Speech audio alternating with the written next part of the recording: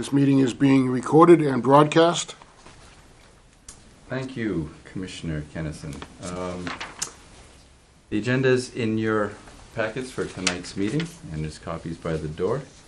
The first order of business is the election of officers, and although he's absent tonight, I'd like to congratulate Tom Nephew on his election to fill the remaining 2 years of his appointed term, and congratulate and welcome Jeff Teller following his election to a full 3-year term, thus filling the vacancy that was created when John D. stepped down at the last meeting. As voted by this board at their May 20th, 2004 meeting, election of a chairman and vice chairman of the board is to be determined at the first meeting after the annual town election, which, as you know, was held this year on Monday, April 24th.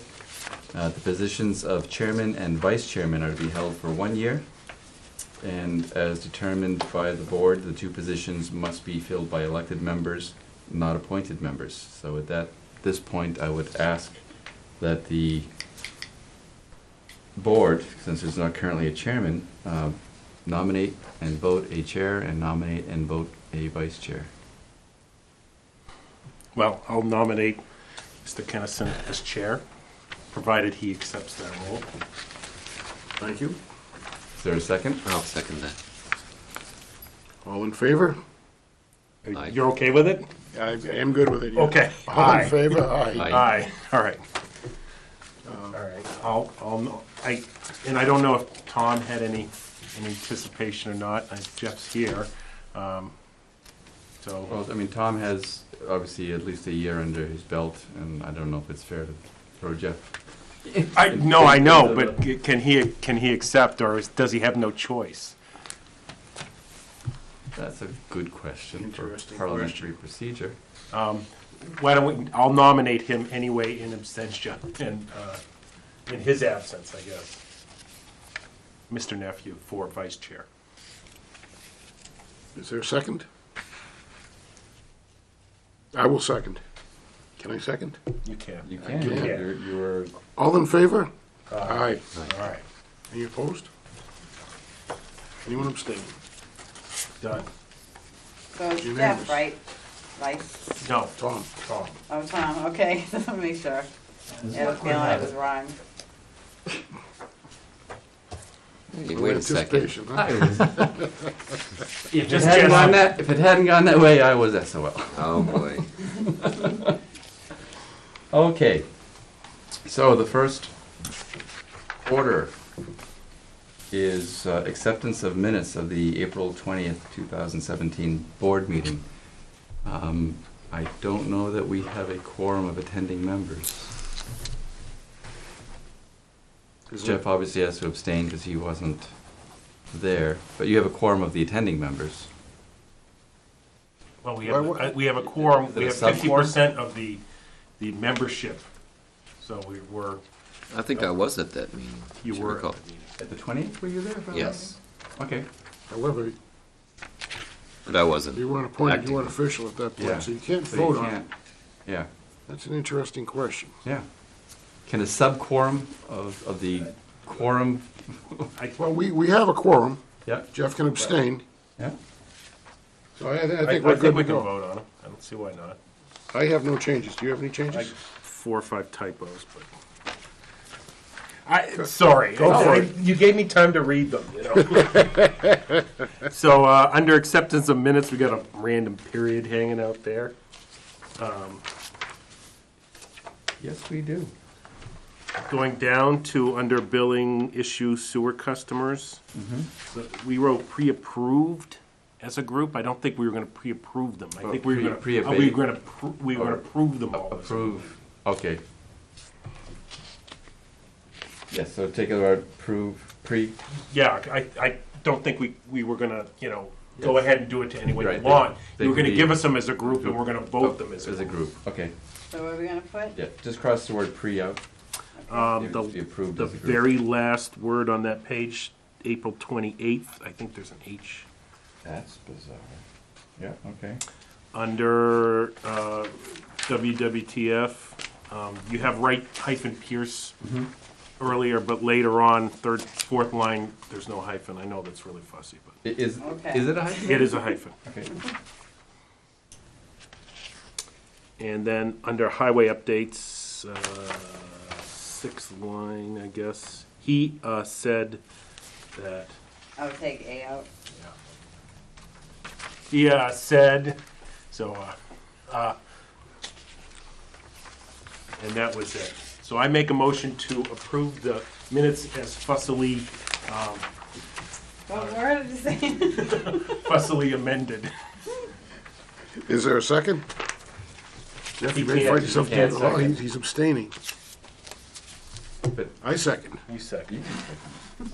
All in favor? Aye. All right. Opposed? Abstaining. You have one abstaining.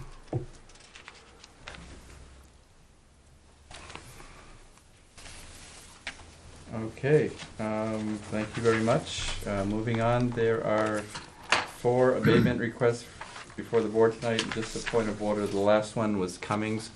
That was gonna be the continuance. We anticipated that by this meeting, the next quarterly bill would have been issued. You didn't want to vote on the Right. estimated one. That bill hasn't been issued, so we're not hearing that one tonight. So really, there's only 3 So- abatements. So it's just it's a carryover. It- That one, we're gonna discuss the abatement. We're not waiting for them. they're already in the queue, so we. Right, they- So we're gonna notify them that Yes, the bill's been issued, we're gonna do our thing. correct. All right, But you wanted final numbers, not estimated based on correct. Correct. average consumption. And we also wanted to understand if they had done anything to mitigate. You know, Yes. like, they learned that it was going, did they do anything to make it? Lessen the, Lessen the impact, correct. It- Like, call us to have us shut it off. and, okay, And I know we didn't have an answer for that. We could wait Yeah. to that point to know what that is. That was it, right, Bill, I think? With that one. yeah. I believe so. That was the service that was leaking between the meter pit and the house. Yep. That they came back from Florida and fixed it. Yes. When is that bill expected, sir? Middle of next month, middle of May. It is May. It's probably gonna be closer to the end of May with the meter change-out program. It's possible we'll have it by the May 18th. We could have final numbers. Even if the bill is in process of being issued, we'll have the final numbers by then. But if we pre-bill too early, then you're not getting an accurate quarterly Correct. read, so.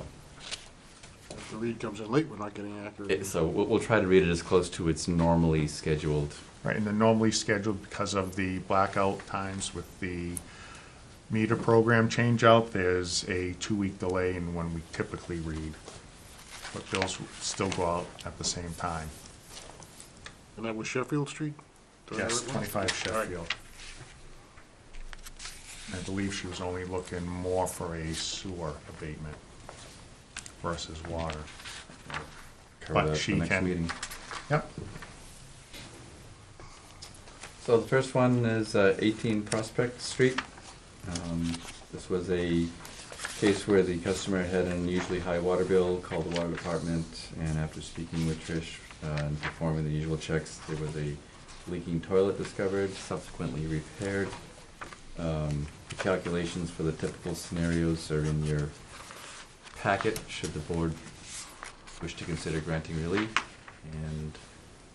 And Just a quick update, I didn't do any recommendations because 2 of the 3 are office-related, and as I always recommend on a maintenance issue, I recommend to deny.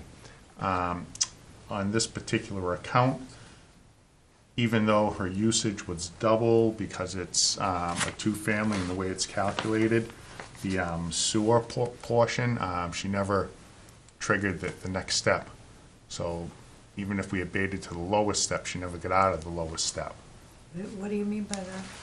So when we, on the tiers, use 6,400 units, and so the lowest tier, tier 1, Yeah. you get to use 5,000 cubic feet before you go to tier 2.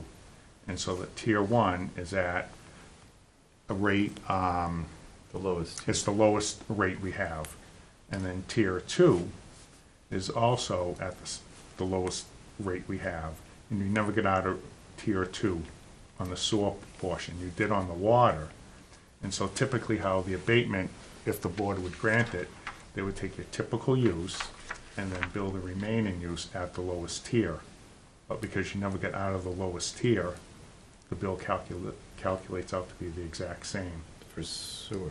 So you For never water. you never get out of the lowest tier. Again, this will be the board's decision what they want to do. I just I just My want, water use is always so low for years and years and years. And that toilet, there was no indication by noise or anything that anything was going on. And Trish is the one who called me and said, hey, there's gotta be something going on here because historically, everything has been very low. Yes. What we do if we abate in the situation, a mechanical situation, where someone finds a mistake or finds a problem and then repairs it, we still have to pay for the water we produce. So as Joe explained, if we give you an abatement, we drop your excess usage down to the lowest tier. And so you'd still get billed at the lowest tier for the water you used. Because it still goes through your house, it still goes through your meter, still goes through your house, and then back out through the septic system, or the sewer system in this case, yes.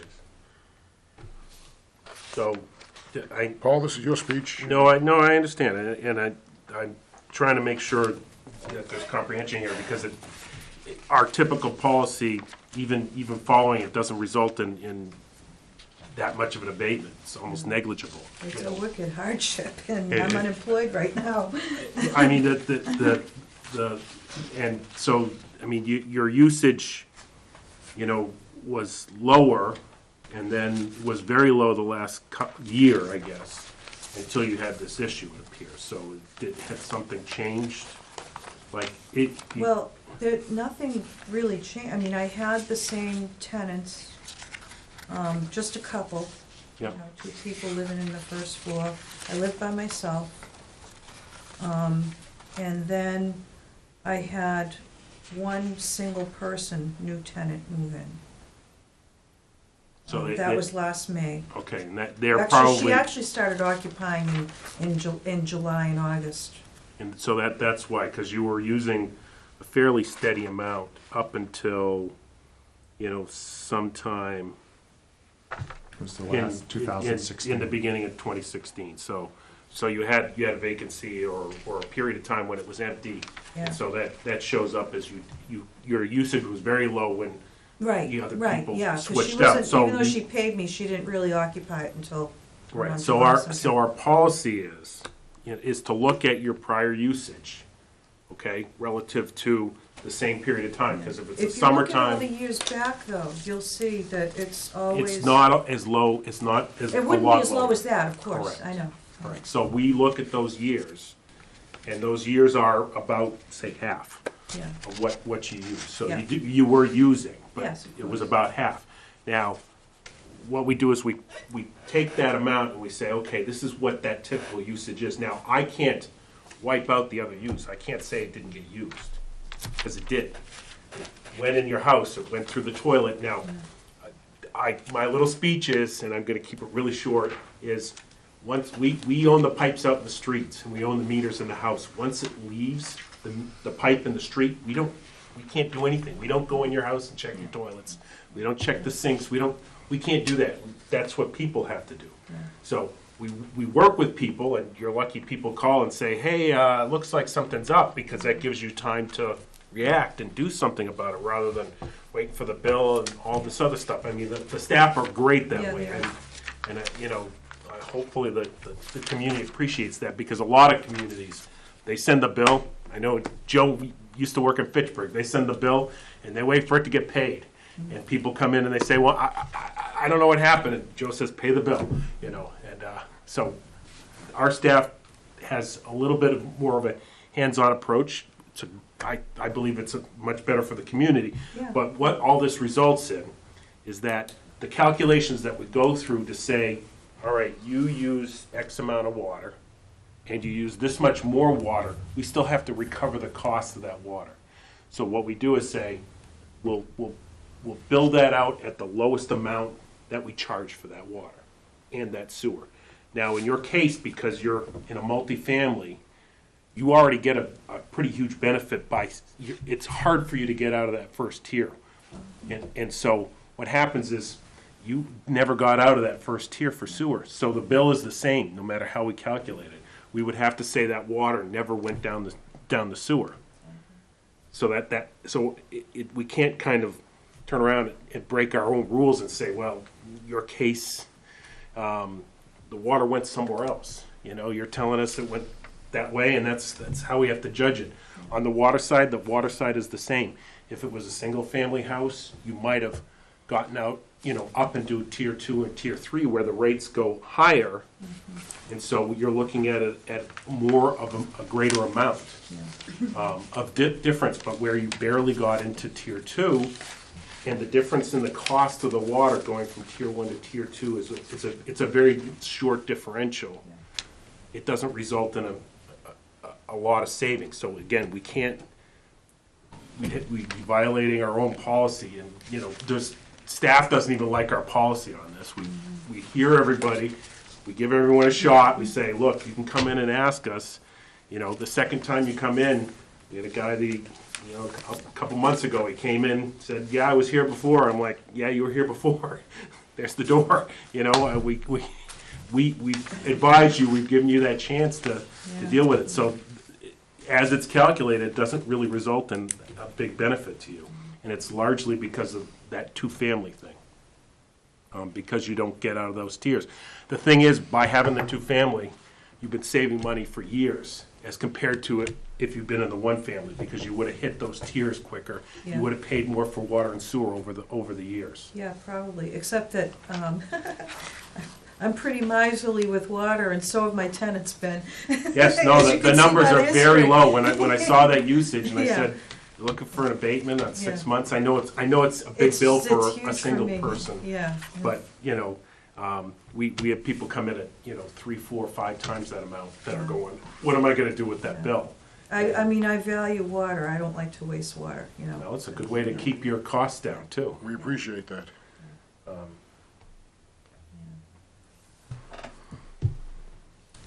Yeah. No, I think we should, because it's really,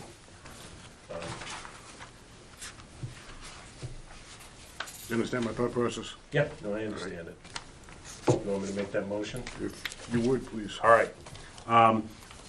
Because your abatement's so low, we're gonna give it to you, but we're also gonna give you your $15 back, because it really, and it's not typical of us, Yeah, but given that the abatement doesn't even cover that cost, oh, okay? It wouldn't make much sense for us. So under these circumstances, we're gonna accommodate this, or I'm gonna propose to accommodate it. And then, hopefully, we can survive the onslaught of others in the future. I make a motion to abate the account 2259, 18 Prospect Street, in the amount of $26.23 Well, Jeff, for water. do you have any comment here? I'm just following what you're discussing. So this is just a minimal abatement as opposed to what was the total request for the Well, abatement? generally when people ask, they fill out the orange sheet, Mm-hmm. and sometimes they put numbers in, largely they're blank, and they ask us, and so Or is it the staff entire bill? goes So through, the, yeah, a lot so of the times they'll ask question for is the- what is the amount that was being requested for abatement? there wasn't a request in this particular I didn't circumstance. ask for an amount, I was just asking based on past usage.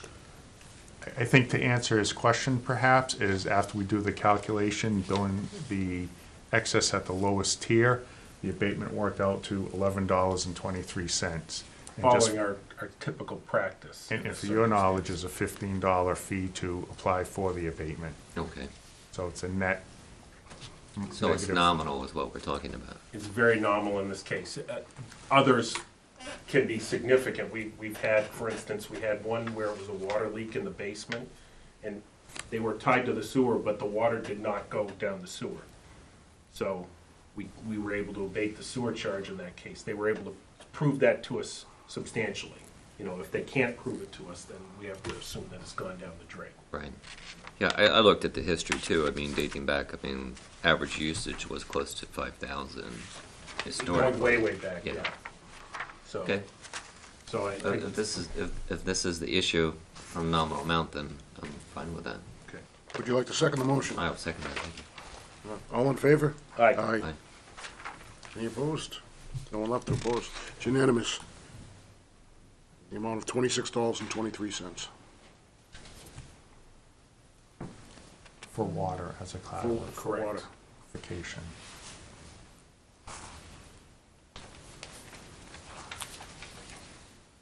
Okay. The next one is administrative, 44 Townsend coming Street. in. Thank you, Yeah, thanks for your but- explanation.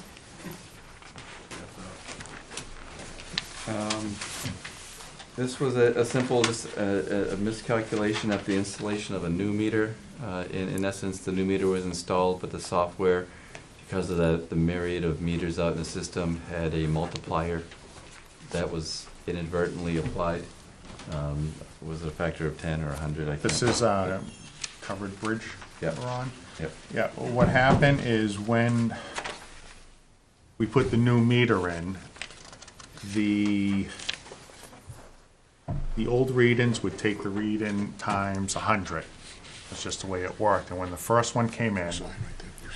they looked at it and they said, well, that's gotta be times 100. And so they times it by 100 and had this massive reading. And then as we look That's back what we- further, the new Badger meters actually give it in a cubic foot, and it should be built that way. And so the first bill was adjusted, and it just happened to work out.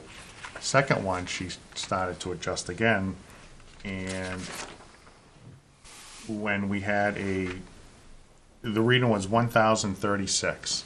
It should have been 10,036.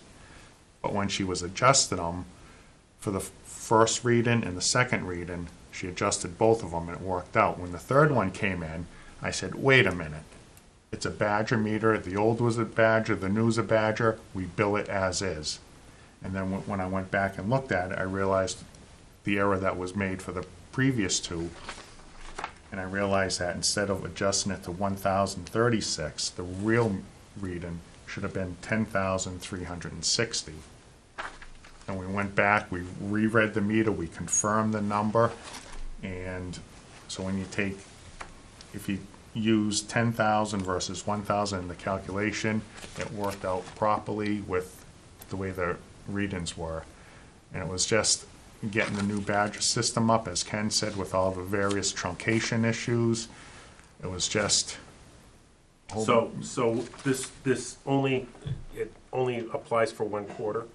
Yes, it's only because when she adjusted it, everything worked because everything was a factor, but then, when the calculation came out, it worked out correct.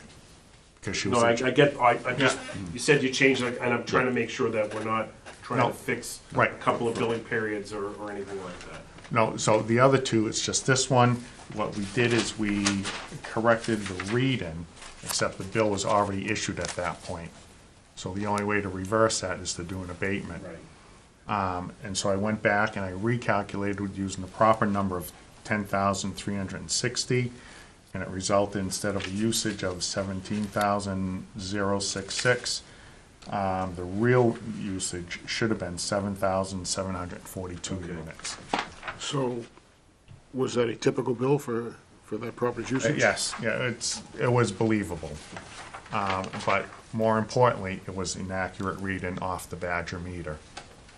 And it was just because it was manipulated the first 2 times that we were getting these funky readings. But as I say, the new bill, I'm assuming you issued a new bill and we're abating the old bill?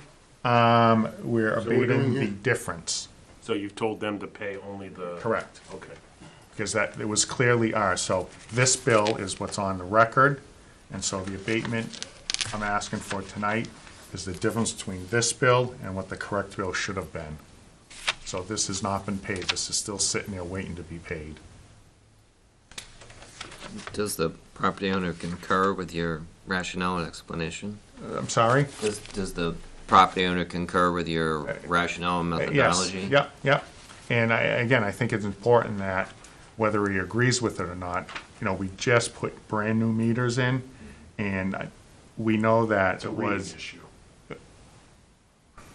A reading or a mechanical issue? Well, I think reading and interpretation. It was. So the it was a reading was correct- accurate. Right, but the interpretation by the staff was incorrect. And It has been corrected. is this the first time that this has happened, or? This is, and just to bring you up to speed, as you know, we're going through a whole meter-wide change-out. Yes, I'm very aware of that. And so one thing is. Is this as a result of It's as a result of that change-out Oh, boy. and taking, old ones, and I guess because it's new to the staff, they were making changes that they shouldn't have been making. Shouldn't they have been trained in what Well, the, Well, What happened historically was the billing software doesn't mesh well with the readings. So they would get all the readings in and they'd have to make all these adjustments to different Okay. accounts in order to get them I to get- mesh right, correct? yes and no. So the old, it's gonna turn to a little bit of an explanation.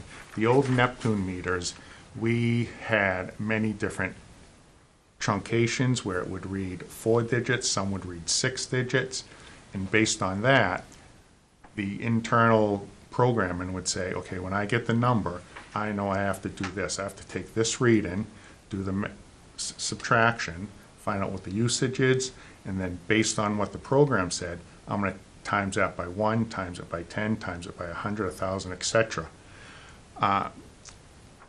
And so some of them were times by 100, some were times by 1. When the installation company goes out, they don't know which meters are which, so they would give us 6 digits. And so in some cases, and this is until we get all the old meters out, people who, when we initially run the bills, they will be kicking out bills of several $100,000. And I know it's off by a factor of 10,000. I know how it happens, I know why it happens. It's more work to go in and try to identify which accounts than it is for us just to correct it before we actually issue the bill. With the new Badger meters that we put in, it's a 1-to-1. When the reading comes in, so it reads 7 digits, but when it's downloaded into the accounting software, the software knows I'm only looking at the first 6, because that 7th digit is 1/10 of a cubic foot. Problem came in is when we had to do a manual read on an account, the operators would go out and they would write the 7 digits down. When it got back to the office staff, they were calculating based off of 7, and it was given a high number. And then they said, well, if I just move it over 1 digit, that makes more sense and it's in line. So in this particular account, that's what she did the first 2 times. And then when the third one came in with the reading of 18,102, I said, no, the Badger is reading correctly. And when I went back and looked at the history of this account and looked at the manipulation, I realized that she was dropping that last digit in error. And so when we go out and read next time, this is probably going to be 26,000 something. It does the math, and it's going to work out correctly. This was an office. It's nothing to do with the meters or the reading. This was 100% a clerical error on our part. and this is the only one discovered so far? There's been others, but we've caught them. Like I said, when they run, we will go through a few pages of people who have hundreds of thousands of dollars, but we know what's going on internally. So what's happening while you get a $100,000 bill is when the meter readers come back, they don't know which is a 4 truncation, which is a 6. So they will write down the 6 digits.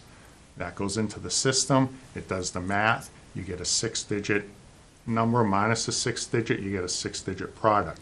It then takes that 6-digit product and times it by 100. Because the system's thinking, I'm only getting 4 digits.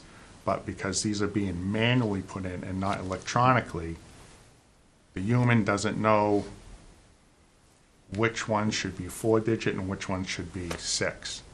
I mean, I think the biggest thing here is, this is one of the primary reasons why we decided to embark on the entire meter change-up program. To do our billing, we were literally manually having to go through every Check. bill, Right. every quarter, Right. and check for that number. And we know going forward, once all the new meters are in and the accounts are corrected, going forward, everybody's account will be read and calculated the exact same way. So I understand that. So in the interim, we're having this Because when you're doing the change out, there's a lot of manual reads, because you have to, new meters, new software, old correction factors that need to be manually taken out. this isn't untypical for this No. type of action. No, This it's, does happen, unfortunately. If the older Neptune readers all read the exact same way like the Badgers, we wouldn't be having a fraction of the problems that we yeah, we currently. would have applied one correction and Well, I guess the concern is, and I'm just trying to understand the situation, is that, I mean, it's good that these people caught this, but I guess it's a possibility, I guess this was caught by the staff. right, but I guess my concern is that there could be, I guess, dozens of these that have not been caught. We are catching them, and basically the last couple of weeks I've been fixing readings. And what we do is we deactivate them. Anything that is flagged as being inaccurate, it's being flagged. And so we do correct. Some meters were installed backwards. There's a host of errors, but we're catching all these and we're correcting them. This is one that once the bill was issued, we looked at it again, and it was brought to my attention, and I went back, I started doing a history on it, and I was able to determine what the problem was. And then we got another reading a little while after, and it was right in line with his typical use. It's the fact that they were dropping that last digit off of this first reading. They were dropping or adding a digit. They were dropping on this one, because as you can see here, like this, when the last reading came in previous to this one, they were getting a reading of 10,360, but they were comparing that to a number, it was, I'm just gonna make something up for argument,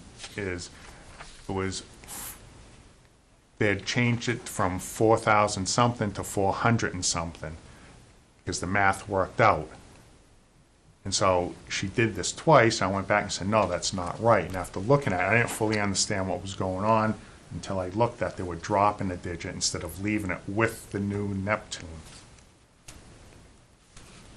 And it's just with the new Badger, I'm sorry. So we just have to look at the Badger and Neptune readings, and more often than not, they come in right. Another earlier problem was the town had installed some previous to the installation company coming in, but we didn't have any codes. And so there's a whole set of codes that got downloaded, and we found out those were kicking out. They were saying, no, these meters don't exist, and we found out they don't exist because we never had the codes put in. We didn't have them, we were trying to be preemptive. So I think it was a learning experience, but I'd be happy to sit down with you and take a half hour or so, and I can go through and show you all the detail on this. So, but to your knowledge, no one has been billed more than they Incorrect. should have, and the usages are Yes. reflective. I mean, that's was where my question came from, is that the usages have been correct or corrected through your process. Yes, if there's a number that's coming in bad, it's behind the scenes, everything's working the way it should. The problem is if we're putting in a 6-digit number instead of a 4, and the only way to know what it should be is to go in and check each one of the 3,000 plus accounts to say, is this a 4 truncation or a 6 truncation? But that's going away. That, once all the Neptunes are out, that's gone. So is this now a Badger or a Neptune? And that's what I was having a hard time. Okay, these are both Badger readings, but what happened was the staff, Okay. because of the earlier ones, were manipulating, Okay. they were So dropping it in error. It was They a shouldn't have closed been. Badger that was replaced with a new Badger. No. They were both new badges, Both- same meters, same, they were just manipulating the actual reading. Right. They were dropping that last digit off the reading when they shouldn't have been dropping the digit Because they off did that it the reading. first time because they said, I'm not sure what the reason was, but they did it the first time because they did it the first time, they kept doing it. And when I said, wait a minute, if it's both a new badge or meter reading, we don't manipulate it, it's accurate. We leave it. Okay. And then when the bill came out, that's when it was, yes, and I believe the customer called and said, this isn't right. And as I delved into it further, I wasn't aware, So they may have been undercharged earlier, but they got caught up. No. you know, because they were Oh, making, because they were making the making same, the error and then times 10 later on. and they were doing it Okay. every time, All so. right. Yeah. So when I looked into this, I realized what was happening. I thought, okay, the way to fix this is don't change this Right, you shouldn't from be adjusting 18102. Badge your reading. You shouldn't. Exactly. Right, That was the but whole they were, purpose of putting this in. but they were. Okay. And so I So they're said, not going to anymore? no, I said, stop doing that. And on this one, this is one of the few that I found Okay. that this happened on. Right. And that's why. I know they get into a habit of adjusting things and they're like, well, we gotta keep adjusting things when we just spent. So nowadays, $750,000. instead of going through the bills manually and doing those adjustments, what we do now is for this next round, go through them manually, looking for these bizarre anomalies, and catching them before they go out. And as Joe said, once all the new meters are in and after that first reading is done, we don't do any adjustments. Right, The it is what problem it will, is. will just, And so now, all the away. high readings, I'm saying I want to see all the high readings. Because I want to be comfortable in my mind that if there's an adjustment made, I want to know what it is and why it is, and I want to be 100% sure that it's correct. There should be no adjustments. at this Not point. with new badger meters, correct. But they did adjust this one, and that's why this would have been going on forever and ever, because it always would have been Yeah, well, that factor. you, some point would say, why are we adjusting a bill when?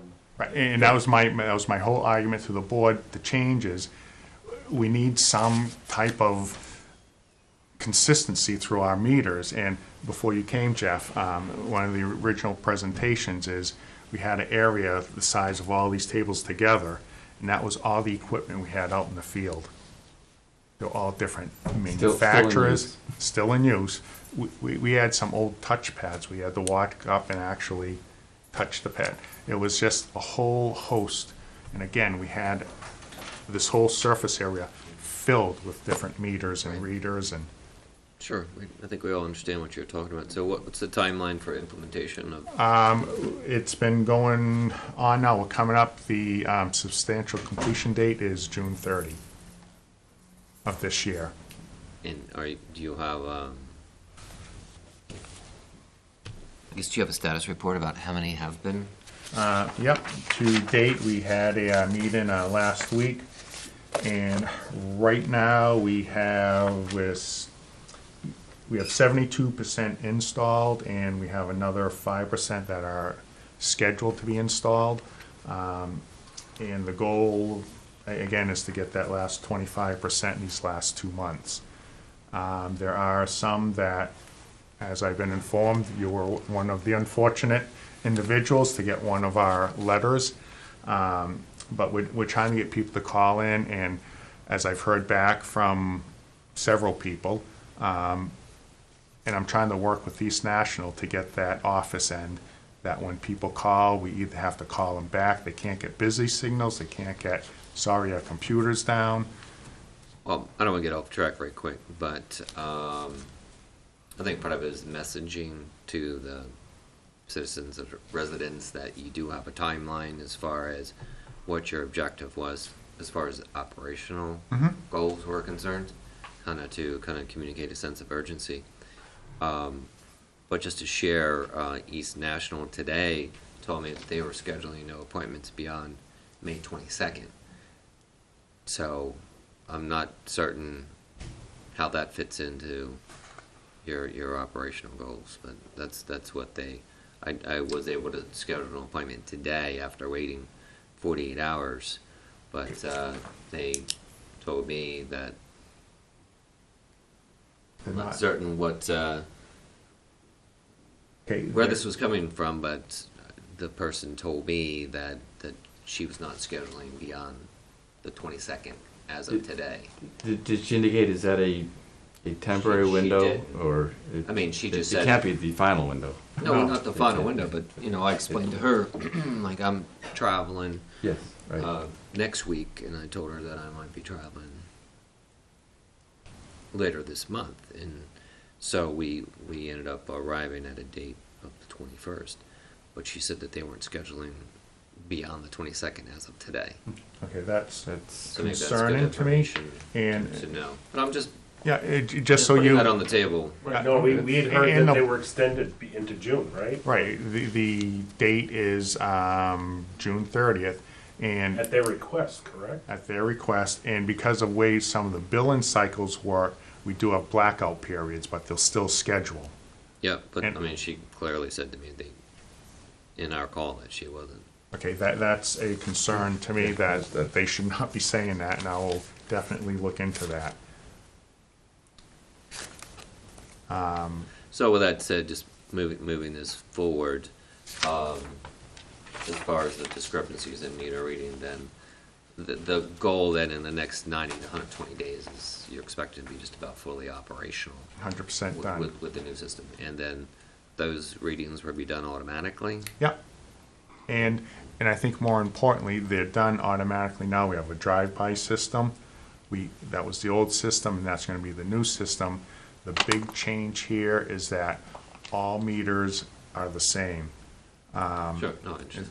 And so that's gonna make And they things, can be read much quicker, so instead of doing blocks of them and going through all these machinations, every quarter or every 6 months. right, it was every month we were doing, because we'd read Right. 1/6 of the town approximately every 6 months, which yielded 2 bills per year. The goal that the board wanted to do was go from semi-annual to quarterly billing. And so with these meters, there's no reason we can't bill the entire town 4 times a year. So instead of billing every month, we'll be billing once every quarter. So we can do the whole town every quarter all at once, and that helps with uniformity. It also helps reduce the amount of abatements, because people getting a 6-month bill, if they had a problem with their plumbing earlier on, now that window gets a lot shorter, and you're gonna come in and ask for $11.35. And rather than spending days every month doing 1/6, we know that we can do literally the entire town in a day. That helps with planning too. When you're, Well, it also, but to like the case of abatements, what it really is gonna allow us to do is that these units are in the trucks. So as you're driving around, it's just collecting data, and it's great. Give me the flags. sure, Transmit right, the high yeah, reads, the right. no reads, the backward reads. And then you can run a status report. Absolutely. All that And so without we can having be- to get the pencil and paper Right, out. as long as we don't download it into our billing software. Yep. So Badger has its own software, we can download into that, and it'll give us the highs, lows, and, But you still need to look at the data because Oh, absolutely. right, but you're I think, subject But we'll have to the time to do that. the system. That's the beauty. We'll have the time to be proactive Yeah. instead of saying, you know what, we know it's going to take Just us. don't assume it's correct. What's it take a month? Right. Five days, 6 days a right, and month. that's what the analyzing the data is. When we put it in, we're gonna look at the highs, the Yeah, lows, sure. and say, okay, what is, greater than Right, and you could 70%? probably ask it to run a specific report on a property and see what it's, Right, what and it's that- used for the past year or 2 years and, Yep. and match that, So, Right, yeah, and that's then- good. That's And again, with the new system, obviously, we can only go back to when the meter was installed, but. sure, but moving forward, Right, Yeah. we'll have that ability, and like Ken alluded moving to. into the 20th century. If you will. Yes, Late 20th. But what is the cost? Not to get off track. What's it costing the town then? Rollsburg amount? The- 750,000. Did you already say that? Yeah. it was, yeah, Roughly. yeah, it might have been a little bit higher than that. We budgeted 9, and we came in, That's a Still, lot. it was like 750 to 800, and that's installed. And a big part of that is, we did go with the third-party installer to get this done right away. The last time, it was like a 15-year process, and every time a new person came in, everyone had their thoughts about different meter types, and I just thought, okay, we need some kind of consistency. So we're doing Uniformity. 1 meter, 1 style.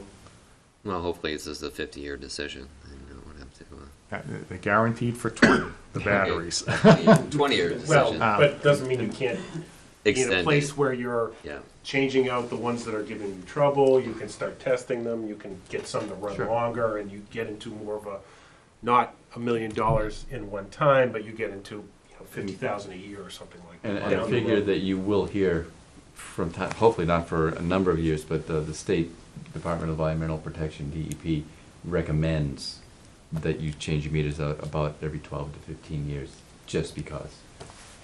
They don't have a horse in the game, but they run the water systems throughout the state, and that's their overall recommendation. So, There are towns out there that are in their 20s, though. absolutely, No no, no And it's bones recommended, about it's it. not. Right. So, So- Part of the idea behind this, Jeff, is gonna free up tremendous staff time. Well, I was just gonna say quickly, you gotta look at how you're gonna recoup your investment. I mean, a couple different ways, staff, salary to a degree. But I guess if you take $1 million divided by 20 years, then it's another way of looking at it.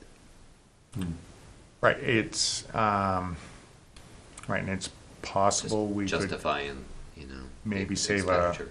Yeah. a staff so that if there's a retirement, we may not have to replace that person. And meters don't run fast typically, they run slow, so by changing them out, you more accurately receive the funds that you should for the water that you're Right. selling. But as you're saying, this is something that needed to be done anyway. Yeah, yeah, absolutely. The biggest unknown is how much do we save by that freed up staff time, being able to be proactive on other maintenance of other facilities, Sure.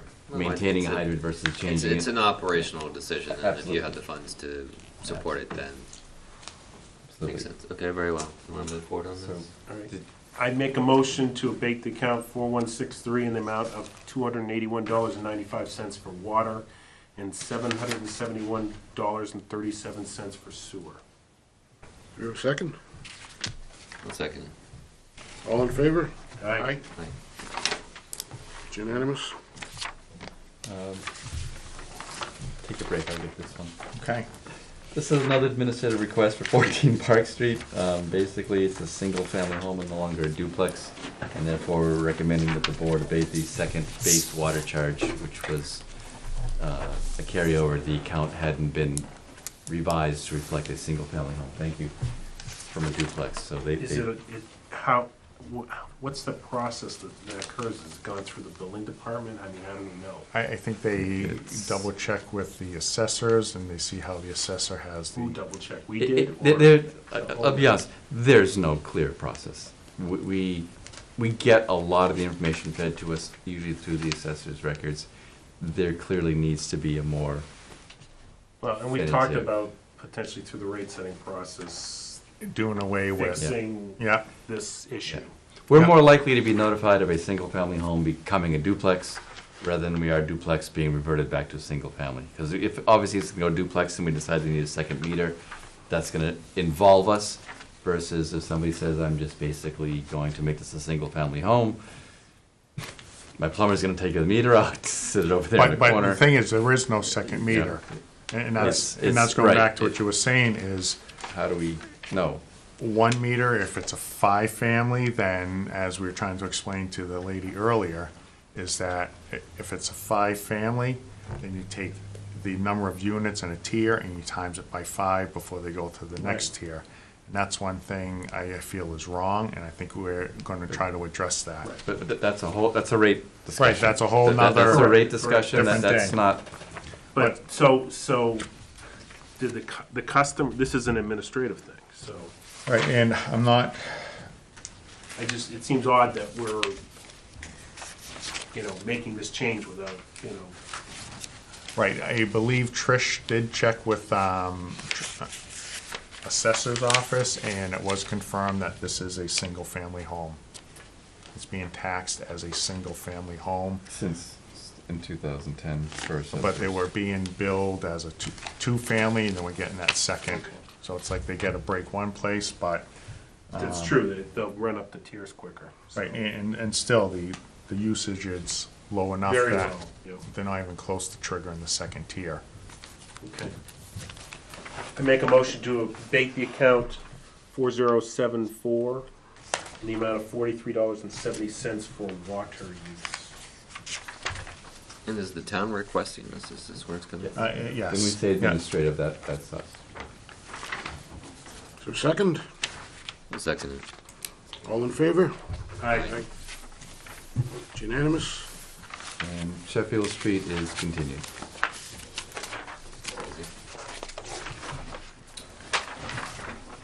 Thank you. Try to be very Yeah, no, go Sorry. ahead, that's it, go ahead into the, thank you. brief on water and sewer updates. As many of you probably know, we had a rather large water main break on Main Street Saturday evening. It happened approximately 10:30. The staff was on site somewhere 11:15, and they had the water shut off, and the repair was done approximately 8 hours earlier. I like to say there was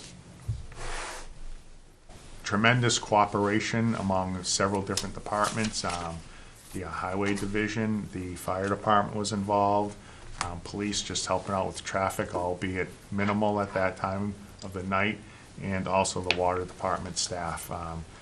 There was, I believe it was a 10-inch pipe, and there was a large section about 3 feet long that just blew off. Cast. I, It appeared to be lined. Yeah, It there was appeared- tough to tell the piece we found, but there was definitely a lining on the inside. It looked like it may have been lined after the fact, right, like it's, a clean and line kind of we're still process. looking at the details. I know, one of the It's 10-inch ductile's not super common. but looking at the pipe, it looked like it was still, in the wall thickness didn't look like it was compromised at all. So we're still trying to look at why it blew off. Since it happened, talking with Peter Shattuck, he did indicate that we've had 3 breaks in a relatively short time frame, 7 years, in also a short section of that road. So Where on Main Street was it? it was Near- right out near Donlands, and I guess prior to my coming, and maybe prior to Ken being here, I guess there were a couple more breaks in that same general area. So, you know, we're suspecting, was this a manufacturing defect maybe? Looks cast. With Yeah, the belt. with the bell. But we're not 100% sure what the cause was. There was, you know, people have said things like water hammer, but it's, again, that time of night. 11 o'clock. You know, there's On a Saturday night. to create that much force. No, I mean, it's not someone slamming their valve shut at home. It's no, I mean, you know, was there one of the well pumps went off or something, but even that, you know, you're a distance from Yeah. anything, to get a transient to run right. that far, Yeah, right. so it's would be very difficult. it's a little curious. So we're still actually investigating.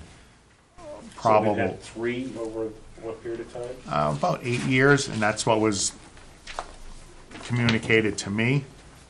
But in a relatively small Right. area, and that's So- why we're just What's the plan? What's the plan? to. I mean, did you do the repair? Oh yeah, it's all repaired. It was repaired by around 8 o'clock the next morning. That's what it looks like today. So it was a section about the size, length of this table. So you had shut down the line once it was Yeah, discovered? they isolate upstream and downstream, and just so they can work on it. And how they become knowledgeable of it? The break? Oh, Police it was called them, right? it was called into dispatch. I'm sure the There water was was. 10 inches of water running down the gutter. Nobody's business. I have to assume was a resident saying, There's Is water in the road. guys are out in the middle of the street, and Yeah. So they come in, they cut the road and everything, they Yeah. get in there? yeah, and I believe they're working on doing a final patch on the road. It was such force that, you know, talking with Adam, the foreman, the acting chief operator, the wells were kicking on, the tanks were dropping, the alarms were going everywhere. Basically, it was like having a straw cut, and it was getting fed from both sides. And you can just see it's rippled the road down towards Pleasant Street by the crosswalk. We're just talking with Pete Shattuck this morning. The road crew is coming in, obviously, to do the roads in town, and I said, well, while we're there, let's talk about maybe doing, it's not gonna just be a cutout and patch, I think we have to mill a section of that road out. Sounds like an expensive night. It got was, worse. Yeah. It got worse. And that was literally all happened within maybe a 1 to 1.5 hour time frame. The time from when it occurred to when they actually got on site and isolated the area. Because they basically said halfway through, by the way, we think there's another leak on Brookline Street. So this is really simply word of mouth, just by happenstance that somebody happened to. Someone Yeah. saw, Could have been at 2 o'clock in the morning, could have ran for 6 hours and nobody would Oh, have the- known. the tank was alarm, dropped. the right, tanks, right, and then the we get alarms would've gone alarms. That And then there was no alarms. alarm attack. off. Yeah, and then They the did go alarm- off, but we already knew about it by then. Okay. So. Now, do we get email, does anyone get an email alert, or That's what I was going to say, is there any trip? It's a phone call, it's a phone call? yeah. And So there's we a have a whole, monitoring firm, or is it it's an automatic call? goes right to the Auto guys. dialer or- If it's a tank level that's dropping, that goes right to the guys, the staff. And there's a sequence, they change it every week based on who's on call, but, so if they'll call the on-call person, if he doesn't answer for any reason, it goes to second person, third person, fourth person. I think So at some point it works its way down to me. It's the monitoring system itself that makes the call. Correct. If it's something that, like what's happened at night and someone sees something in the street, generally they'll call police and say, hey, there's something going on. And if it's water, they just automatically will call. And they go through the same cycle. If they don't get the on-call guy, then they have backup numbers, but they'll call the water department directly. And then they can shut down that line. Yep, yep. How much road did we wash out? Actual damage, I don't think, washout, it wasn't a lot. It was a lot of sand that, About the size of this area, you know, So it between the wasn't front of the deep. desk. it was a I lot mean, of subsurface, I yeah. think, damage that Running occurred. through the sub-basins. We'll Right. find out, you know, tomorrow if it rains as hard as they say it is. You know, there's enough rippling and cracking in the road. You know, we're actually, it's going to likely do a little more damage, but it'll be a good thing. It'll Helps kind settle of it. settle it out and tell us where it is, and then we'll just go and cut that out and include that in the final patch. And so just quickly, where do the funds come for repairs? Do you have a line item set up? Yeah, for things operating like this? budget, and if we run into problems, obviously we have to fix it, and we would, worst case, we would try to do a year-end transfer, and does that There's go to? retained earnings, there's Right, we have Yeah. retained Funded. earnings. money around it. Okay. I mean, the first recourse would be, can we do it within the Approved budget. total of the operating budget, less wages and salaries, but everything else is sort of open for fair game. It's a sort of a bucket of money. If it exceeded that, we'd have to do an emergency transfer from retained earnings. So do you need anything from the commission on this, or you just? No, it's situational just a, awareness? just a reporting, Update. just kind of an update, this But happened. you said Brookline? But it got worse. Yeah, and then Brookline, they checked it out that morning when they noticed it, and it appeared to be a service leak, and at this point, the guys were kind of beat. And so they said, it's a service leak, we'll go back, get some rest, and we'll come back and check it out. And they found out after investigating further, it wasn't a service leak, it was a break, and so they ended up digging that, and that was repaired by noontime Monday. The problem was there, a radial crack. it was a radial crack, and it was cradled in Ledge. ledge, thank you. And so, why they built right on ledge, but they did, and so they had to carefully jackhammer out and try to free up space beneath so they could wrap it. Proper bedding. Yeah, it was just,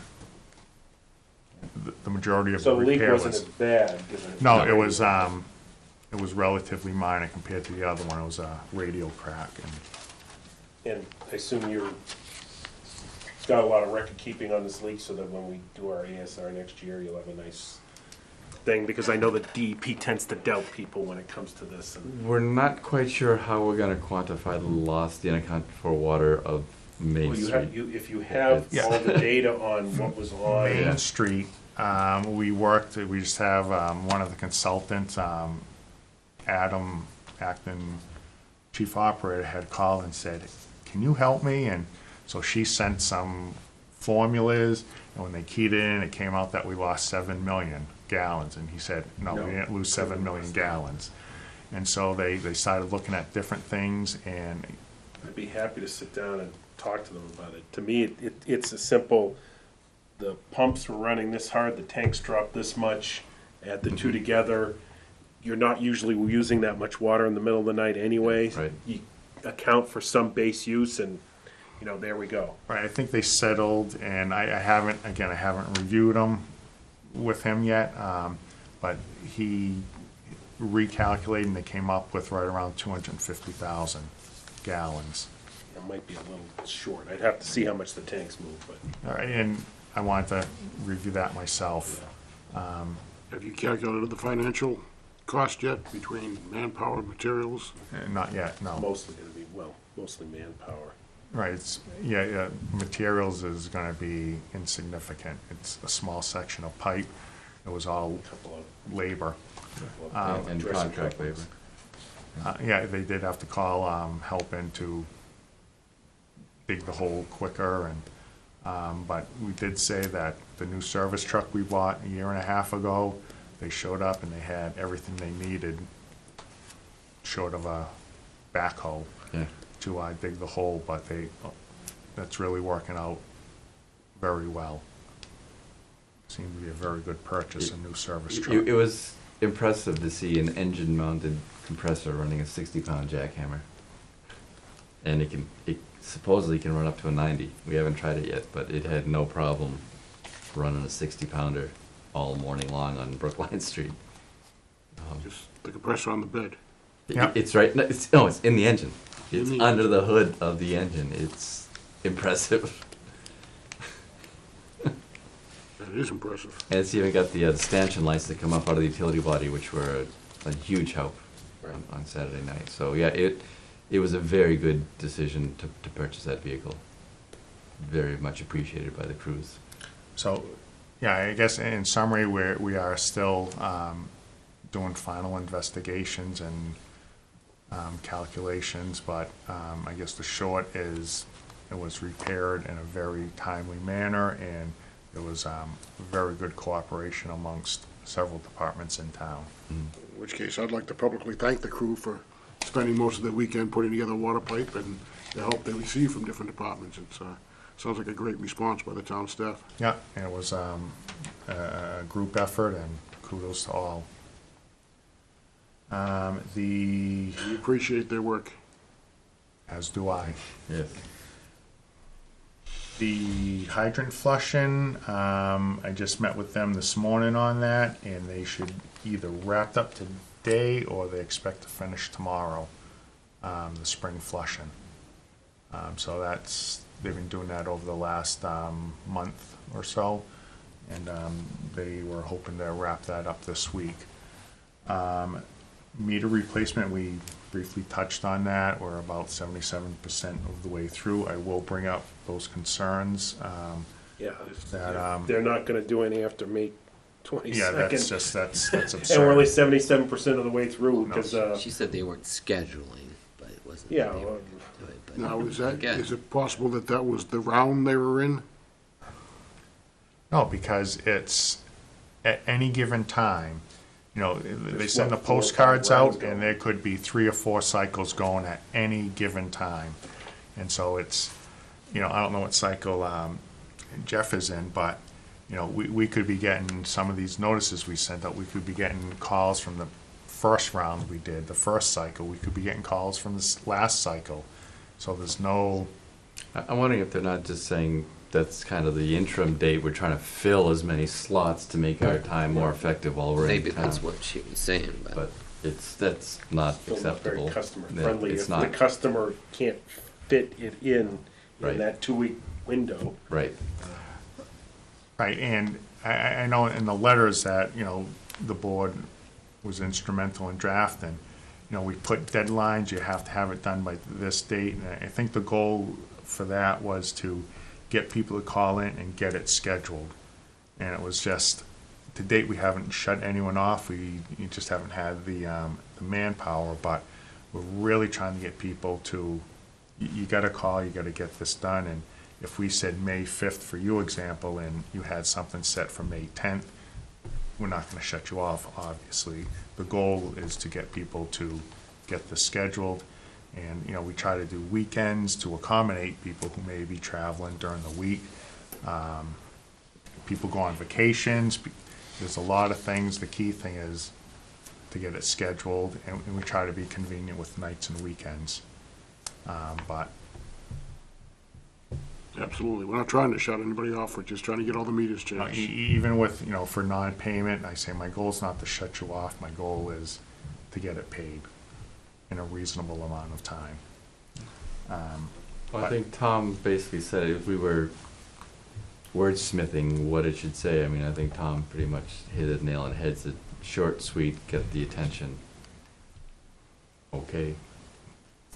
But it's, I've had complaints from other people about scheduling, and that's, I did shoot an email out saying, hey, what's going on here? You know, here's an example of issues I'm experiencing, and I'm waiting for a response back. Well, it's good that Jeff, you had firsthand experience, so at least, you know, we have firsthand knowledge here on the board. Yes, I won't go into further details in my thoughts on the letter.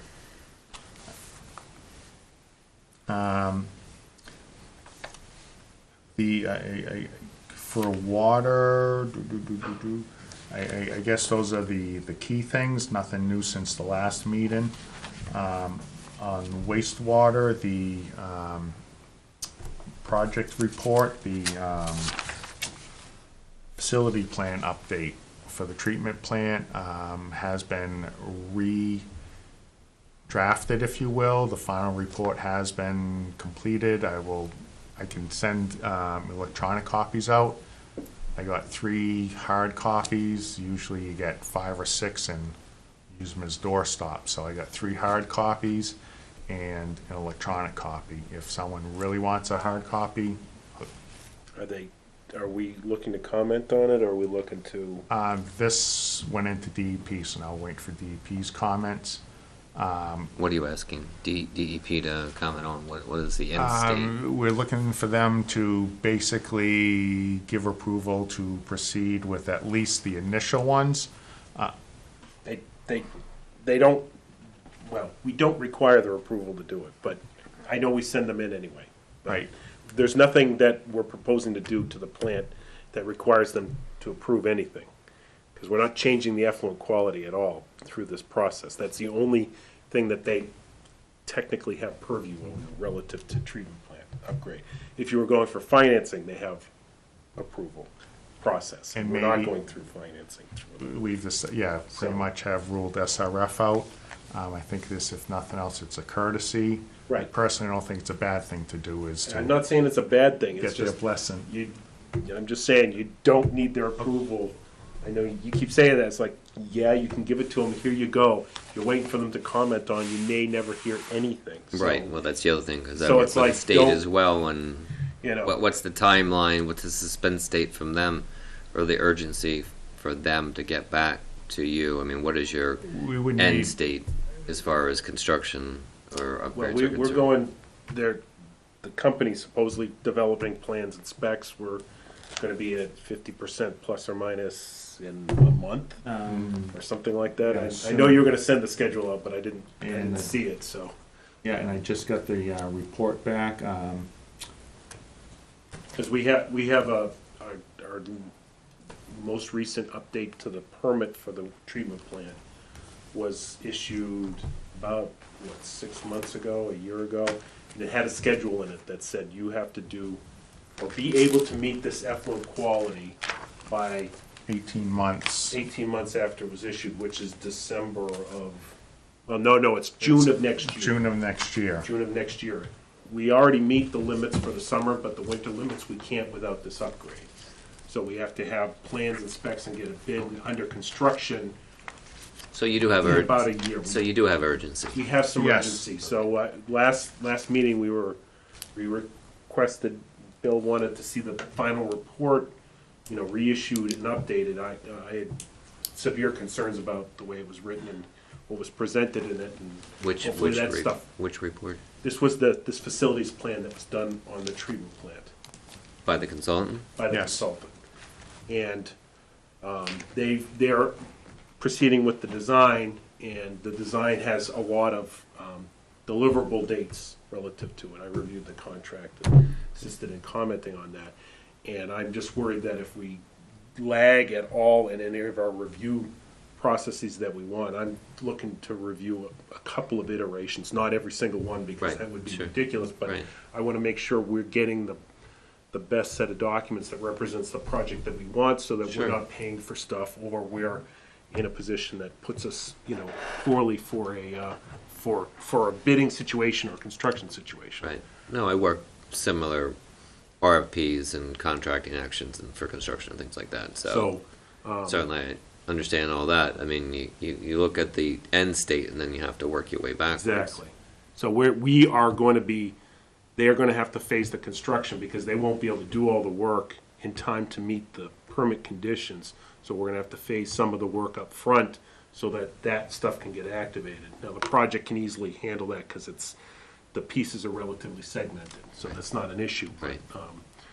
We But still, I don't want to be scheduling is, bidding, I don't yeah. want to be bidding this, in a year from now, and then have to go through the obtuse Massachusetts process to get to construction, and then be working with the contractor and having to pay him extra to get this little bit of work done. Well, the other thing, just quickly, is that even if you go out on the street to a contract, there's always situations where a contract can go bad. Because, yeah. Oh, I I'm know. working on one now myself. You might have to go out for a second contract because the first contract might end up being terminated. So, this is why you want to leave yourself some time No, I, and to take those types of things into so, consideration. so, Good evening. Uh-oh. so Good we're evening, just sir. looking to expedite that process and facilitate to the extent that we can, but So how are you going to do that? I mean, what is the... Well, we had requested to schedule the deliverables, because I'm Louis. Hi, Jeff. wanted to see what those were, so that we could even potentially, if there were others interested, I know Bill's interested in this construction process, to review documents or see what's going on. We talked about maybe having a meeting down there. One set of plans came in to kind of say, hey, this is what's going on. Have people take a look at that and understand what's going on. So we wanted to see what that schedule was, when the first deliverable was, because that, to me, is one of the more key ones. What are the ideas that are going on paper? They don't have to be fleshed out completely, but they still need to represent our core idea of the project. You're saying the deliverable By the consultant. to because get up to move the plans and specs from 50 to what, 75? What are you well, going to go to? there's, I forget how many were, Preliminary, I just checked, is the end of this month. okay. Is, So, and I think the what was that, first, 50? Or Oh, was it it was 60. 35? Oh, it's 60, okay. I'm pretty sure it was 60, Right, and then there was a 90, 95, and 100. right. And if we're foregoing SRF, we can probably forego one of those Yeah, we don't need the 95, but. reviews. Yep. Who handles the contracting aspect of this? Is somebody in the town? Or is a consultant going to do that? The Sorry? contracting process, do you put it out for bid? For Yeah, the it'll bidding? go out to bid, yeah. And who's going to manage that process? Most likely the consultant. I've always used consultants, and The same Previous- consultant or somebody different? probably the same consultant. So they'll put an RFP package out. Yep, for the construction of the project. And will you put that out? Well, it's, in Mass, it's IFB. I don't know if you know the nuances or not. Which stands for Information. something to bid. It's Invitation for bid. Project, Yeah, invitation. same idea, yeah. But, well, RFP has a little bit of wiggle room. You can talk about when it's gonna be done and stuff like that. In this case, we set the end date, we set, Quantities. all the conditions are set in it. So Materials, there's not, quantities. you're not looking for them, the only proof that they have to provide that they've done it is their experience and their staffing and equipment level. They don't, change it up and say, well, we're gonna do it this way. Sure. They Doesn't play an quote influence on we specify what we want, not a general, would kind of like to do this. You will build this, you Yep, will X, use Y, this Z. type of, Sure, yeah. exactly. It's, Right. here's a list of stuff. Yeah, pick put a price laundry to it. list. Yeah, Yep. easy enough. So, So the revised final report, yes, please send it out to us electronically. Will do. Very good. He's the chairman now, I can't. Yeah. And then the last thing, hopefully end on a positive note, is we were receiving, notified that we're gonna receive a drinking water award for the 2016 Conservation System category. I believe the conservationists, we met the targeted 65 gallons per capita per day. And so there's a little ceremony presentation. There's a whole bunch of different categories, but Pepperell was awarded the water conservation system category, and that's, so we'll be going to that next Tuesday over at the Devon Center. I thought it was, kudos to, again, the staff and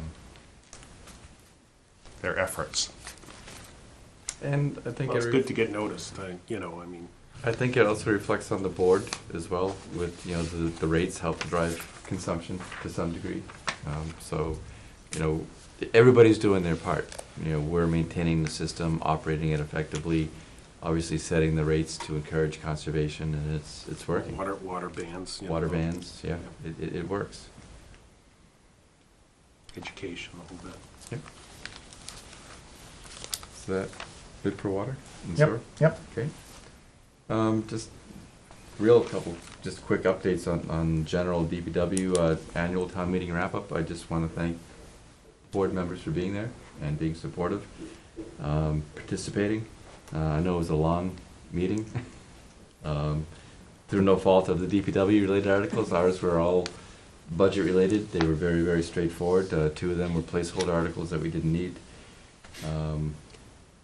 And as you know, all of the transfer that we requested for sewer was approved, as were all of the enterprise fund, and by default, the highway, park, cemetery, engineering budgets, etc., were part of the general fund, which, after some nitpicking, not over ours, but in general, that was approved as well. So going into fiscal 18, we're getting essentially the budgets that we were allowed to present.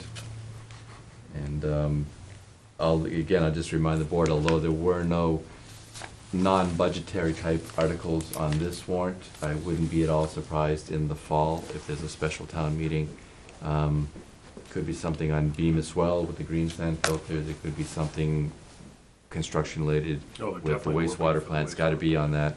So that there will be more things again, and we tend to, at least we dominate. We tend to do a lot of our work at the fall special town meetings. But again, I just want to thank the board for doing what they did and doing it so well.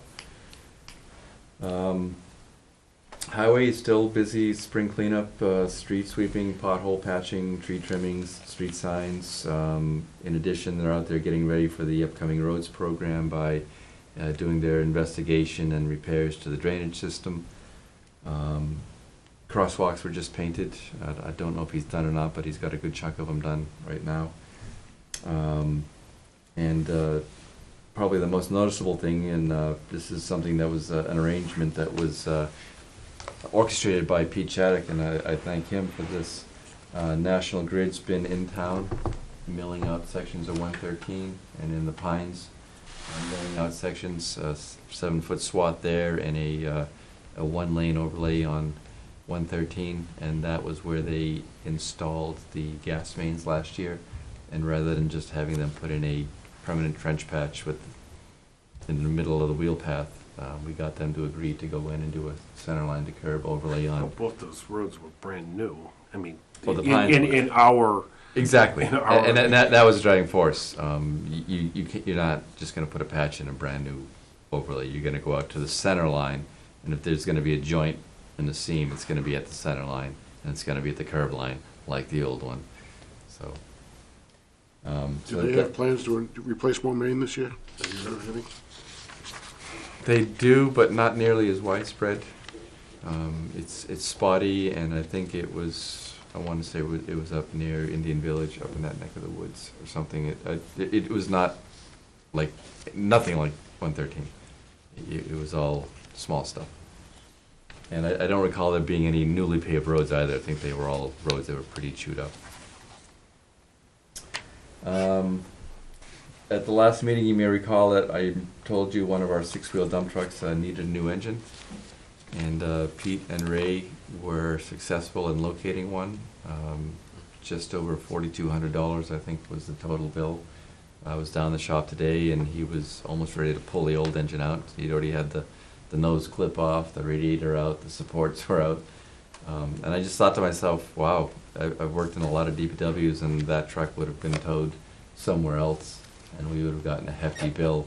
And here we are inside our own garage, and he's basically a one-man shop. I'm sure he's going to have some help ultimately, but sitting in the other door in the other bay was the motor on a pallet wrapped in plastic ready to go in. So there's a lot of town highway departments that wouldn't even attempt to do something like that, and I think it just, again, highlights how lucky we are to have the people we do working Yeah, for that us. was Peter's training from Kim Spalding. Kim, Yeah. that was his style. And we know we're not going to get a new truck.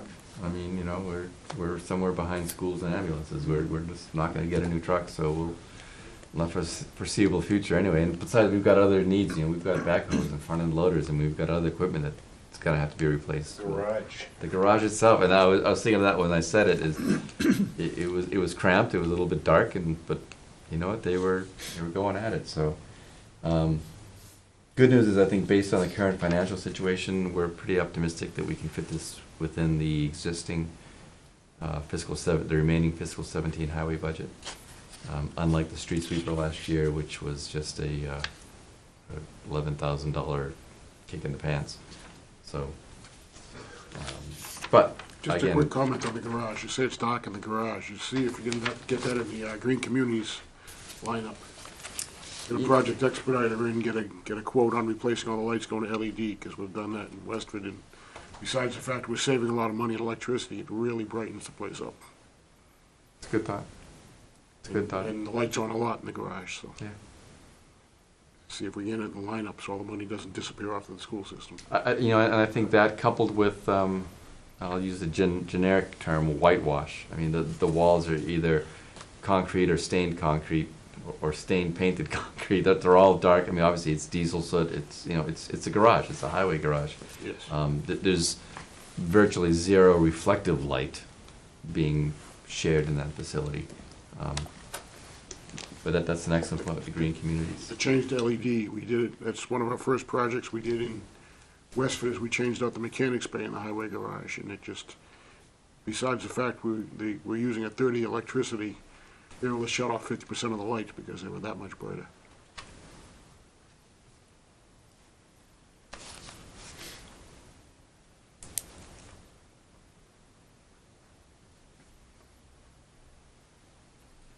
Very excellent suggestion. And there's also, if you don't want to wait for the Green Communities Grant, besides the National Grid incentives, you'd probably be eligible for on-bill financing. If you wanted to do it that way, you get the project done a lot faster. Just possibilities. Yeah, we have done that. We did that at the sewer plant, I believe, and yeah, it worked out really well. Sometimes, though, that's tied to a preliminary grant where you have to hire one of their pre-confirmed consultants to come in and tell you that you need to change your lights out.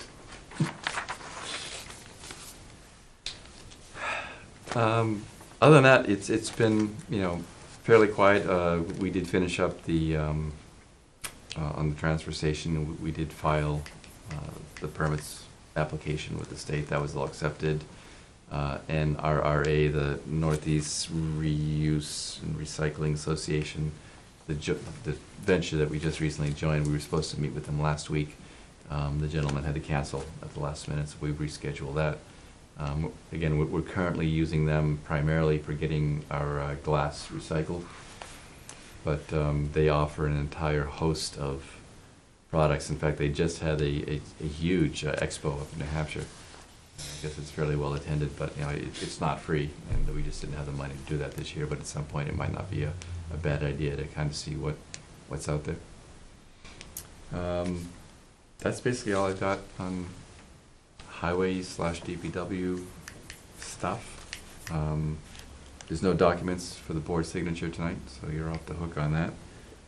And so I guess I would go right to commissioners' comments. Is there anything that we covered you have questions on, or things we didn't cover you have questions on? Or just, I do not at this point in time. Do you have anything? Jeff? Yes, sir. Thoughts? Louis? next meeting dates. I've got one on May 18th, and then I was thinking about going into the usual summer schedule. However, with the, I don't know, with the rates, if Right, that was listed here, I was just gonna say, did I skip over that? well, it was under water sewer.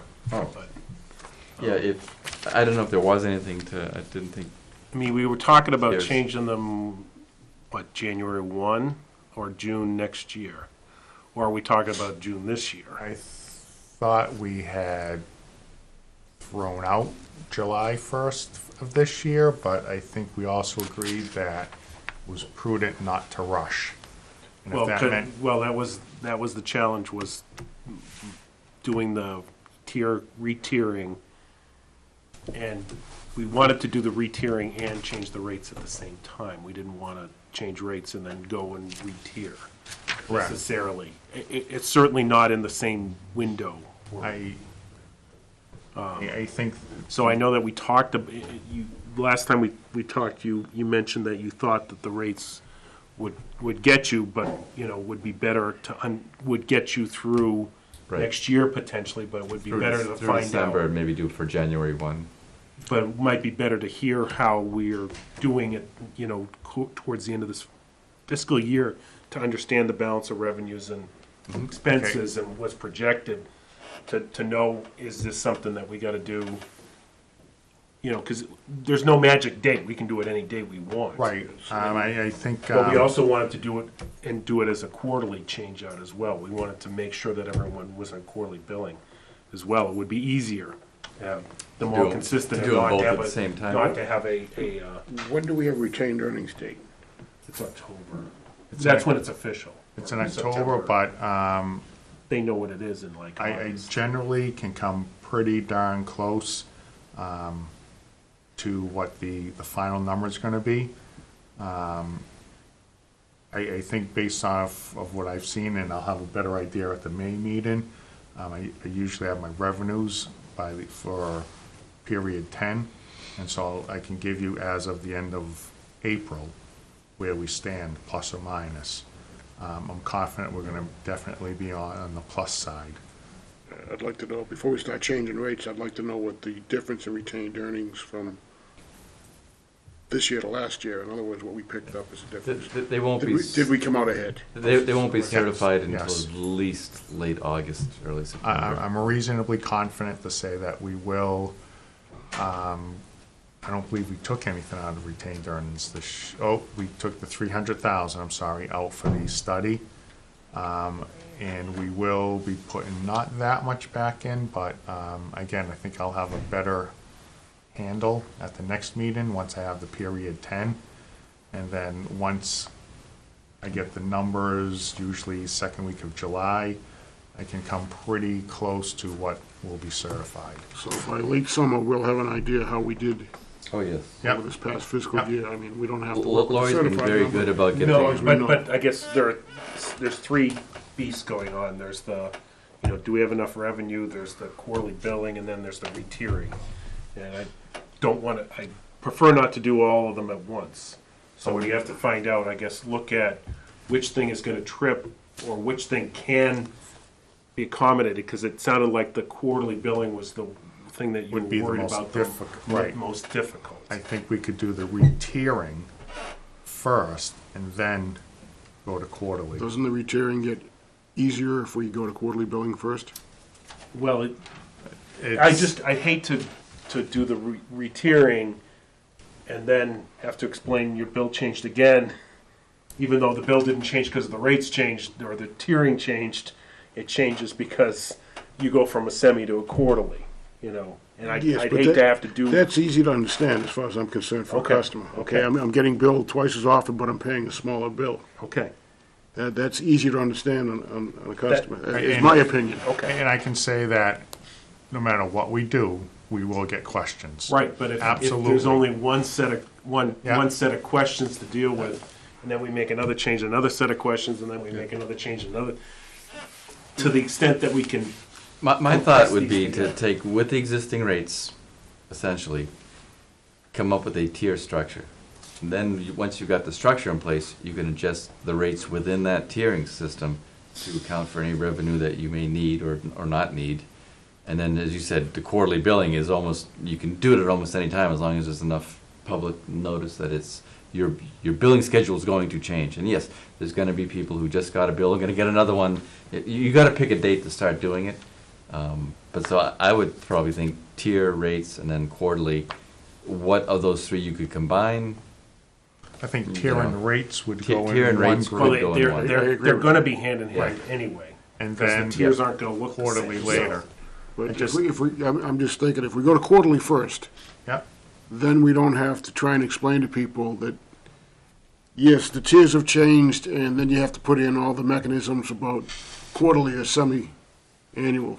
yeah, I You think, know, that- it really complicates the issue, especially when you're trying to But we explain it to when someone. would be ready to go quarterly? I mean, that may not be until, Well, I was hearing like a year and a half. Well, Did Right, you just so- say substantial completion by June 30th? it's June, but we gotta, I wanna be 100%, and then I wanna go through at least 2 or 3 months of billing, just to make sure everything's running nice and smooth. I don't wanna start another change before we have 100% done. And then, So you'd have to do the whole town, which is 6 months. To do I- at least one, and it's it's a year if you're doing 2 billing cycles on a semi-annual. well, but I think if we go through 2 or 3 months, although you don't get the whole time, you see how the cycle's running, and to be safe, yes, we should go you'll through 6 get months representative. and build. Well, this is entirely different than I heard last time, so, you know, if it's 2 or 3 months, then we could be in December, Possibly. thinking about quarterly, and we could be, it's just the re-tiering's gonna require a lot of discussion, I believe. Yes. Because from what I put together in that spreadsheet, there's a lot of things that are gonna move around, and it's gonna create a lot of questions from folks. Yes. Right. In the re-tiering, we had also talked about, as we said, 1 meter, and that's at one base, and when you get to the next level, you go, no more of this times 2, 3, 10, 40. But then the big difference whether you're going semi-annual or quarterly, you know, that's gonna be an important tier to trip. And you better know whether you're basing it on 3 months consumption or 6 Well, months. I think if we base it on Well, 6 months, the you just cut it in spreadsheet's half set for up to 3. take all Yeah. that into consideration, it's just, Yeah. you know. Again, we end up with not one tier, one rate structure, we end up with 2. But I think going from semi-annual You end to up with a quarterly, quarterly you and a just- semi-annual. Yes, well, that's what I'm trying to avoid, because And that's it's why difficult enough for us to understand. Right, that's why I wanted to. It's harder to I explain. felt if we could run them all at once and quarterly re-tier, that way every bill's going out the same way. There's no difference, you're not having to explain, oh, well, yours is semi-annual and you were 2 fam, now you're 1. No, you got 1 meter, here's how the billing works.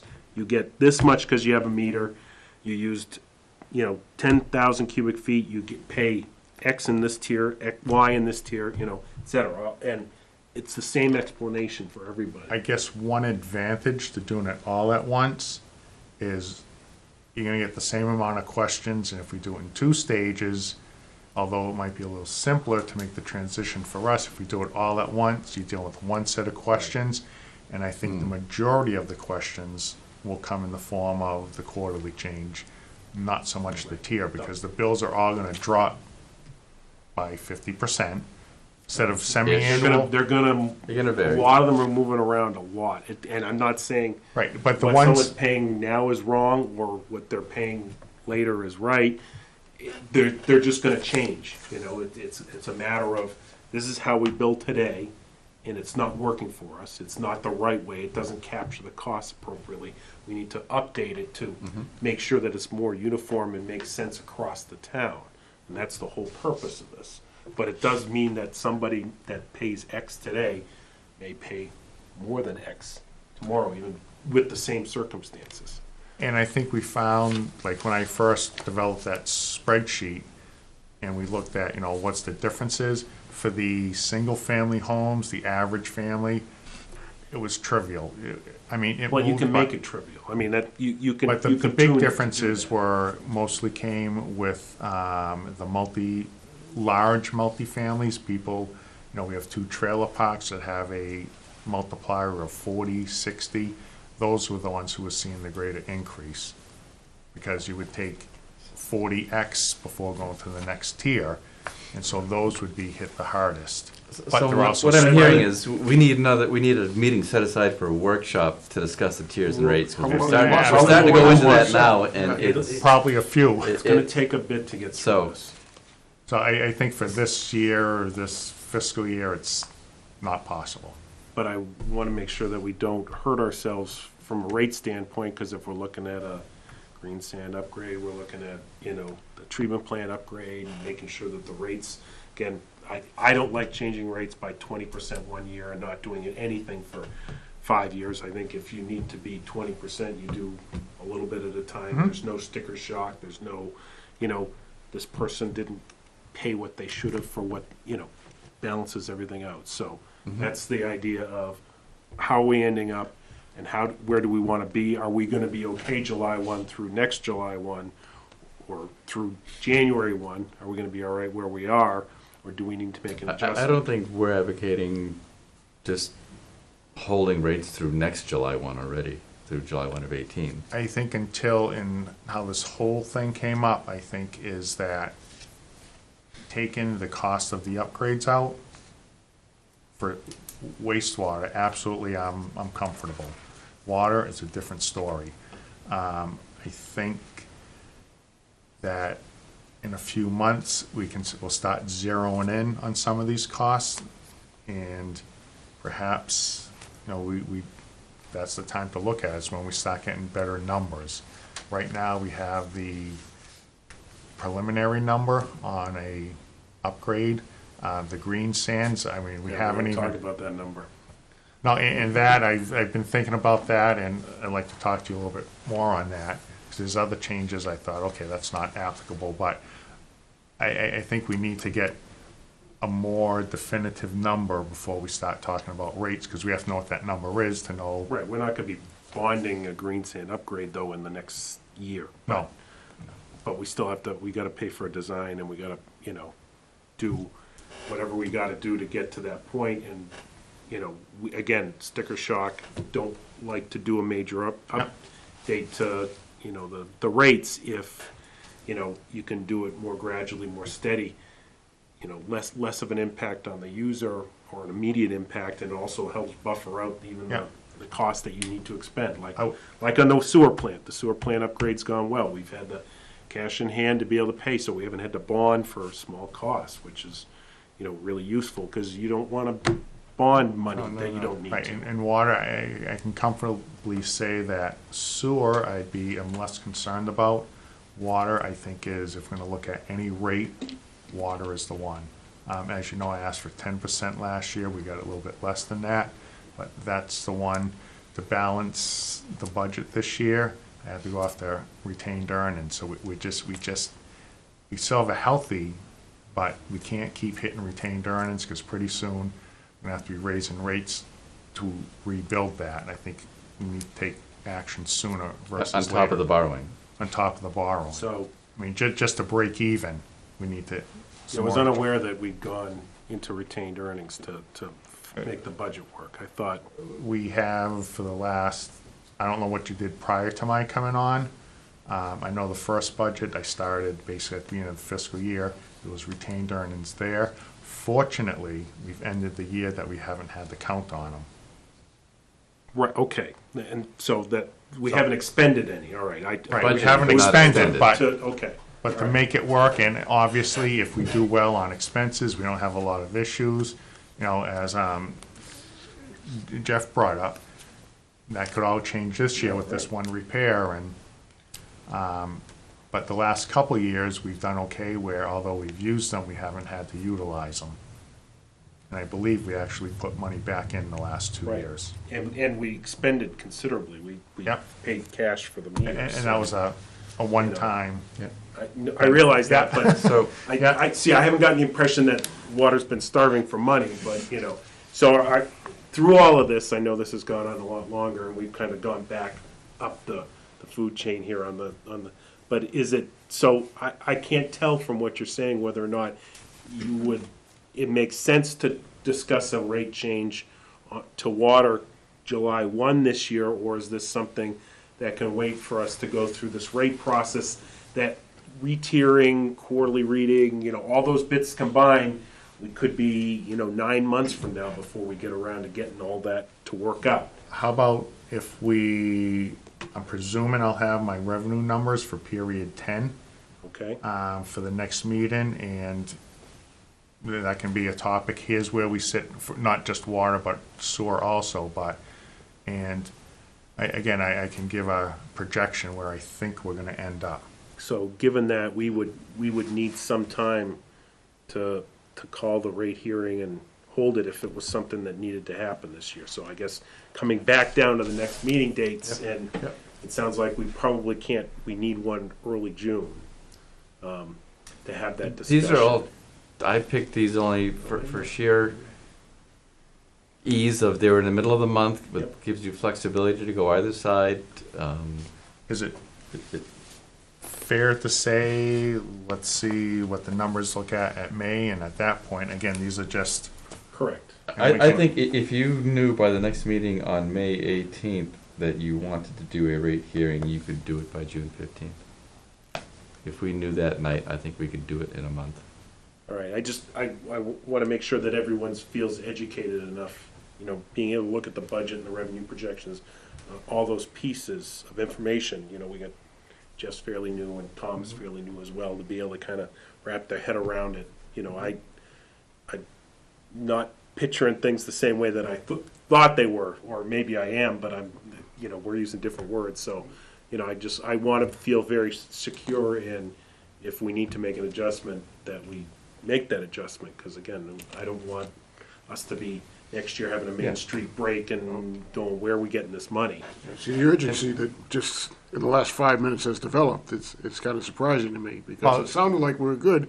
That's why I said I wanted to see where our retained earnings balance was, because I didn't think we were in a hurry. And all of a sudden, we went from, we should know by late summer, to, we really need to look at it next meeting. I can make a projection, again, Well, we I'm need not to gonna look sign at it on the for dotted whole year. line until I get the year-end, at least preliminary numbers, and at that point, I'll say I can come within a few % of the real number.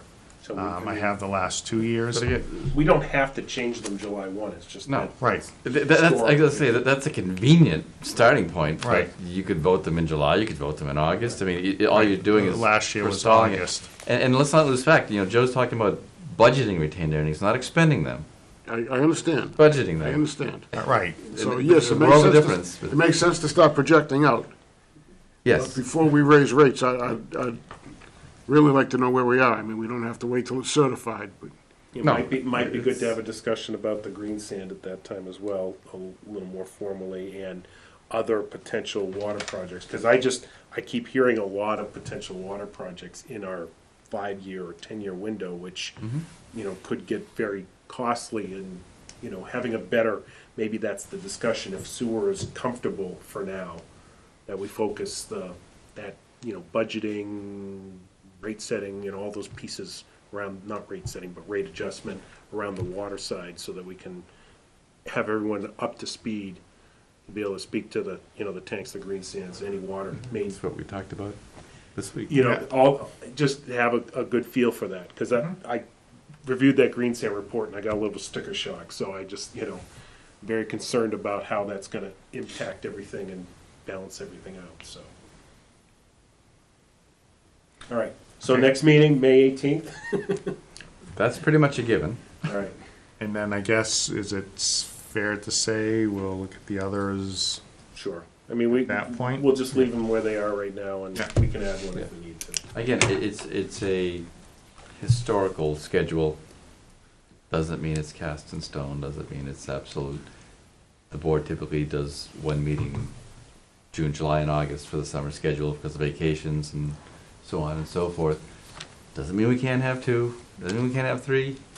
It's, I like one. so, Okay. I'll leave it as that with a tentative disclaimer. Does anybody have any issue with the dates? Let's start there. Yeah, how about your schedule, Jeff? I should be able to make the 18th about the same time. Okay. I'm not aware of any issue I have currently. Again, I just throw them out there a month and a half in advance, subject to change. Is there something specific planned for that meeting, per se? At this point, it sounds like Joe's gonna, hopefully, and I think you will have your 10-month deliverables. Lori's pretty good about generating those very early in the month for the enterprise funds. I expect we'll probably see those next week. Yeah. I think Town, we probably would have had the baton meeting, kind of got in the way this week. Yeah, I think we'll have those numbers for you and be able to project those. Barring anything else, we could even go so far as to use that as almost a working session to talk about the tiers. and quarterly Would be good billing. to introduce, because again, It's going to be several it's going to be meetings. the next Mhm. big topic. I mean, there's really nothing left to, at this point, discuss about the wastewater plant. I mean, reviewing the plans, yes, but. Well, got if the anyone's report. curious to see it. Yeah, but it's going, that ship is leaving the port. The green sands, we're not there yet. The report's just being filed with DEP to see if they concur with their pilot test results. So we've got some time there. I think the next big pressing thing facing all of us is, and the roads program is pretty much on autopilot. Peter does a great job. It's chapter 90. There's not much you can do or play with that. So unless something literally blows up, it's the tiers, it's the rates, it's the quarterly billing, it's the meters, it's all him.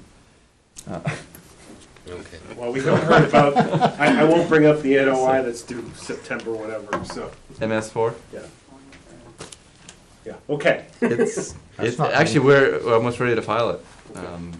Can't fund it, mind you, but we're ready to file it. Interesting.